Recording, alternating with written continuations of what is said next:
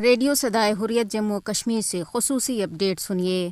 غیر قانونی طور بھارت کے زیر قبضہ جموں کشمیر میں بھارت کی نہ ختم ہونے والی بربریت کا سلسلہ جاری ہے۔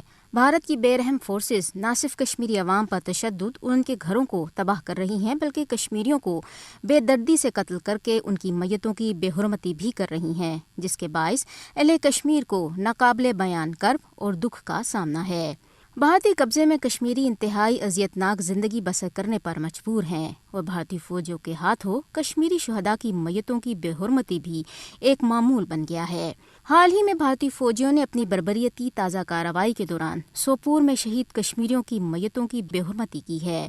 سوشل میڈیا پر گردش کرنے والی ایک ویڈیو میں دیکھا جا سکتا ہے کہ بھارتی فوجی ایک کرین کے ذریعے ایک شہید کشمیری کی میت کو انتہائی بے رحمی سے پھینک رہے ہیں۔ کشمیری شہداء کی میتوں کی بے حرمتی بھارتی فوجیوں کا بین الاقوامی قوانین کے تحت ایک بڑا جرم ہے۔ ظاہر ہے کہ بھارتی فوجیوں کی ایسی وحشیانہ کارروائیوں کا مقصد صرف یہی ہے کہ کشمیری عوام کو دہشت زدہ کیا جائے اور ان کو کسی طور حق خودارادیت سے دستبردار کروایا جا سکے۔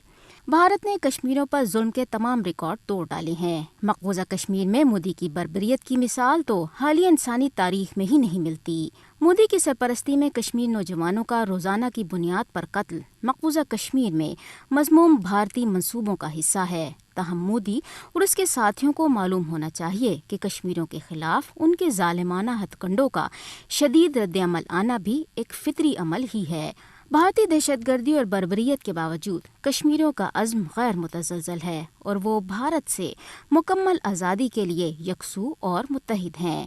مقبوضہ کشمیر میں جاری بھارتی بربریت مہذب دنیا کے لیے بھی ایک چیلنج بن چکی ہے۔ اقوام متحدہ اور عالمی برادری کو مقبوضہ کشمیر میں بھارتی فاشسٹ حکومت کی نسل کشی کی پالیسی کا فوری نوٹس لینے کی ضرورت ہے اور اقوام عالم کو بین الاقوامی ذمہ داریوں اور قوانین کی خلاف ورزی پر مودی کو جواب دہ بنانا چاہیے۔